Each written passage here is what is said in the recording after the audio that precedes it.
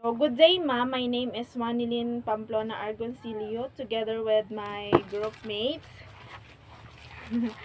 So, today we are going to present our activity, which are the problem tree analysis, the objective tree analysis, the SWOT analysis, and the pistil analysis. Good day, ma'am. I am Brian B. Guarino, and I am going to present the 2-kilometer rough road in Barangay Hamuraon. So these are the causes of 2-kilometer rough road in Barangay Hamuraon. So one of the causes of 2-kilometer rough road in Barangay Hamuraon is so much potholes or uneven surface. So kaya nagkakaroon ng ganitong cause kasi kulang ang funds for continuation ng road construction.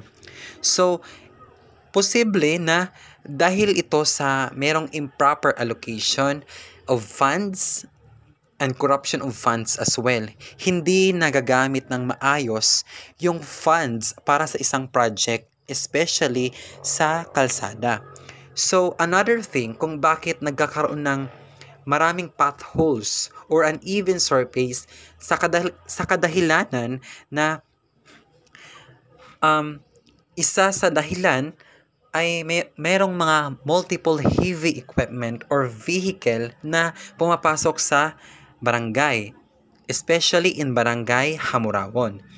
So, because of this, nagkakaroon ng damage or mga potholes sa kalsada dahil nga hindi maayos yung pag-implement or paggawa ng isang project, lalo na sa kalsada.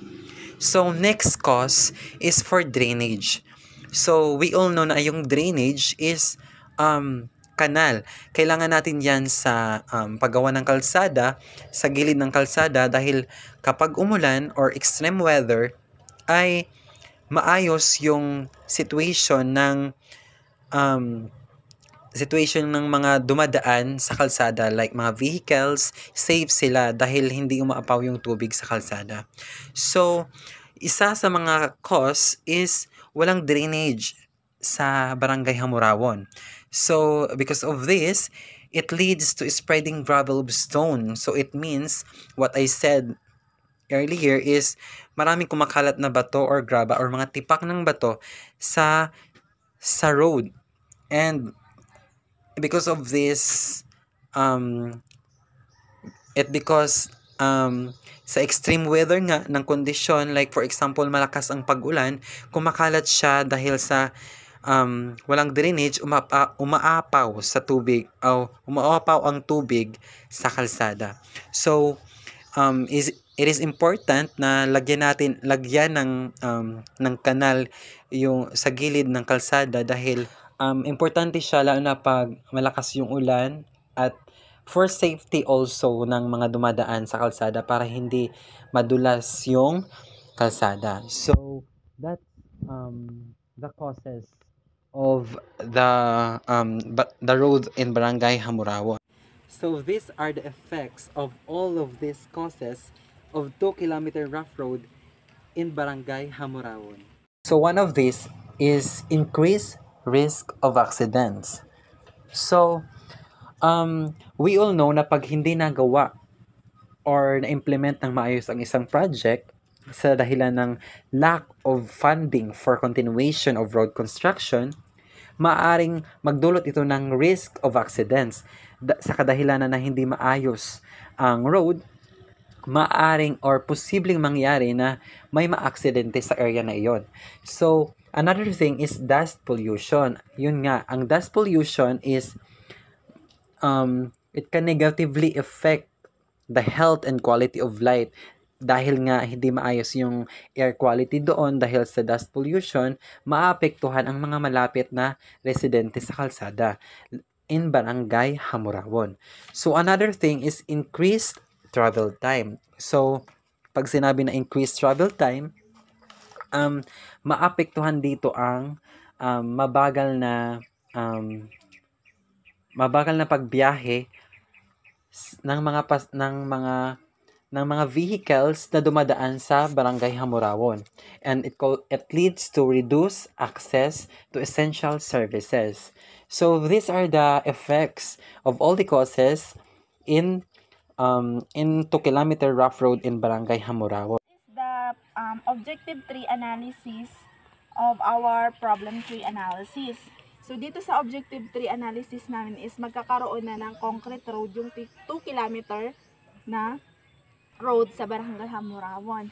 But before that, as you can see po sa amon visual is may makikita po kamo na tao na nagadilig or nagaalaga, tapos may uran-uran po siya, then adlaw. Kasi po kung sa baga amo po ini siya ang mga paraan or hakbang, or in other words mga means para po ma-achieve an result sa amon objective.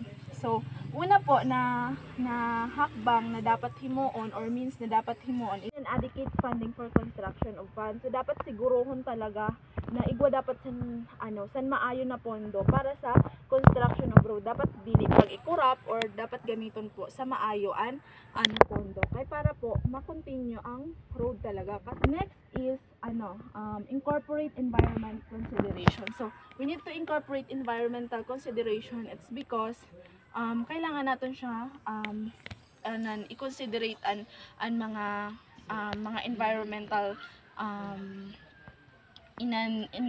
nangyayari sa aton po environment. And another is ensure high quality of construction of roads. So pag igwa ka man nganin pondo, may may igwa ka man nganin pondo, may pondo man ang barangay, dili man ngani ginakurap, pero ang pag-construct naman po sang road is dili siya quality, so useless man gihapon kasi masisira man siya dayon. And most important most important na dapat himuon is establish well-defined plan for maintenance of the concrete road to ensure its longevity and prevent future deterioration. So dapat magkakaigwagad talaga san maayo na plano para sa maintenance san pagpahimo sang construction of sang concrete road, tapos para hindi lang siya sa short term lang mangyayari, kundi magkakaigwa siya san maganda na impact or maganda na panhabang pang long term na siya para hindi siya dayon masira. So na po ini siya ang ends or ang result kung sa bagasan amon objective due to this mga hakbang or mga means na magkakaigwa na po siya sa bunga or result or ends. So kaya may mga amon ginhimo po is mga nagbungas tan apulan amon kung sa bagaan amon objective na magkaigwasan 2 kilometer concrete road sa Barangay Hamurawon. So pag nahimo po na siya na mga means, so marireduce na po ang risk of accidents. Kasi pag maayo na po ang dalan, so dili na gad siya magdulot sa disgrasya kasi maayo na po ang dalan, sementado na, concrete na. Tapos next is reduce dust pollution. So pag concrete na po ang dalan, so dili na po siya maalpog. So then pag na-reduce na po ang dust pollution, dili na siya maalpog. So it may be positively improve the air quality. So dili na siya maalpog. So dili na siya makakaano sa aton sa quality sa aton air. And then is positively improve the health and quality of life. So ang mga tawo na naapektuhan sito ng mga alpog, so dili na sila maapektuhan kasi wala naman alpog, diba? Dili na gad maalpog ang dalan. So another result or ends of our objective is reduce travel time. So dahil concrete na po ang road, dili na siya rough road, dili na siya bato-bato, so mas mapapadali na po ang pag-travel kung diin ka man magkanto, so dili ka naman dudugayan pag nag-travel ka. So amo po na siya kaya na ma-improve po or immediately access to essential services. So kung halimbawa makadto ka sa healthcare facility, kay kailangan mo magpa-immunize ang imo bata or kailangan mo magpa-prenatal, so madali ka dayon makakadto. So or kung na naman po ang mga important tawag sini mga gusto mo himuon na mga importante, so dali ka dayon access sa imong mga gusto himuon. So that would be all of my report. So thank you very much. My name is Annalyn A. Salibio. This is the SWOT analysis in Barangay Hamurawon. The strengths are the access to healthcare. So, the barangay has access to healthcare services. So, ang barangay Hamurawon po is igwasyasan, access to healthcare, then strong leadership. So, ang barangay Hamurawon po is igwasyasan, maayon na captain na nagapasunod sa tama sa mga residente. Water supplies. Residents have access to water supplies in their daily infrastructure. The barangay Hamurawon has improved infrastructure including solar street lights. So sa barangay Hamurawon po is damdamo po sa solar street light, kaya pag maglakad ka pag gabi, mapawa. Educational priority. So, the barangay local government unit in Hamurawon prioritize the education. Orderly governance. So, the barangay Hamurawon has an orderly system of governance. Active officials. So, active barangay official in barangay Hamurawon demonstrate dedication and commitment to serving the community. Weaknesses. Poor road condition. The condition of roads in barangay needs improvement affecting transformations and accessibility. Limited job opportunities. So, sa barangay Hamurawon po is limited lang ang job opportunities, kaya sinda nagakadto sa iban na lugar like Masbate City para magkaigwasindasan maayo na trabaho. Lack of sustainable farming practices. So, ang barangay Hamurawon po is lack sinda sa farming practices, limited electricity access. So, sa barangay Hamurawon po is limited lang ang access sa electricity. Next is resident have lack of cooperation. So, hindi naman sa most, kundi may iba talagang mga residente na hindi sila nakikipag-cooperate. So, during assembly meetings ng barangay is may mga resident na hindi po nag-attend sa meeting. That's why hindi po sila aware sa mga nangyayari sa kung ano po ang nangyayari sa sulod po sa barangay. Kasi may mga residente talaga na mga dungol sabihan. Then the last weaknesses of Barangay Hamurawon is limited medical or healthcare transportation or vehicles. So even though kahit na strength sang Barangay Hamurawon ang nakaka-access sinda sa healthcare services, pero ang weaknesses naman sang Barangay Hamurawon is wara po sang healthcare transportation or vehicles like ambulance or inan sarakyan man la na amo po ang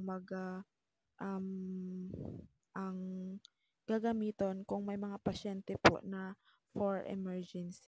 The opportunities is the water supply expansion. So an opportunity is barangay can seek government support for initiatives. So, ang barangay Hamurawon is so the government support, makasik siya sa government support through these opportunities. Road development. The barangay can develop better roads. So, pag may maayon na funds, ang barangay Hamurawon is maka-road magiging maayon na in the road development. Electricity access. So, the barangay can improve access to electricity. So, in the near future, magkakaigwa na po ang barangay Hamurawon sa diri ninda na electricity. The barangay clinic expansion. So, the barangay can expand its clinic and healthcare facility.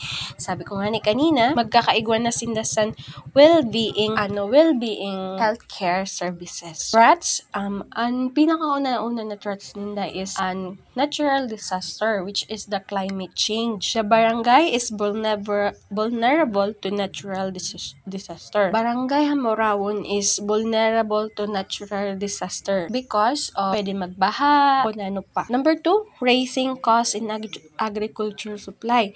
So, maabot ang panahon ang mga agriculture supply mataas na hindi na makakaya sa mga farmer bakalod. Placement of barangay captain. So, the potential potential replacement of barangay captain can lead to change. So, isa ini siya na threat sa barangay Hamurawon na ang barangay captain ninda is mag-iba. Why? Because pag nabalyuan aninda barangay captain, which is mabalik sinda sa pinakauna na inda naranasan dati. So, that's all. Thank you. Good day, ma'am. I'm Arlene PBS. I'm going to present the Pistira analysis of Barangay Hamurawon. P in the politics. First is strong leadership as a foundation. The barangay captain of Barangay Hamurawon has an experience of being an attorney, and he also worked in the Chief Justice. So his experience in governance can be an asset in economic planning. Next is the leveraging ordinance for economic growth. In leveraging ordinance for economic growth, syempre, pag maayos ang pamamalakad sa usad na barangay, damo-damo san opportunities na maabot sa na barangay. Like, mga investment, ay para mas magiging maayos ang economic growth sa na barangay. And then, next, E for economy. First is prioritizing about addressing infrastructure gap. Syempre, one of the economic factors in economic planning is we should address the infrastructure gap. The poor infrastructure such as bad roads and unreliable electricity. It limits economic potential. So, syempre, for example, usad ako na businesswoman. Dili ako ma-invest or mahimo business na barangay if ina na barangay is maraot ang agihan. Kasi syempre, ang pag-travel ko, product or mga goods, mahirap siya. And then, wala masyadong ma-access na mga sana na business ko kay dahil sa agihan pa lang, mahirap na.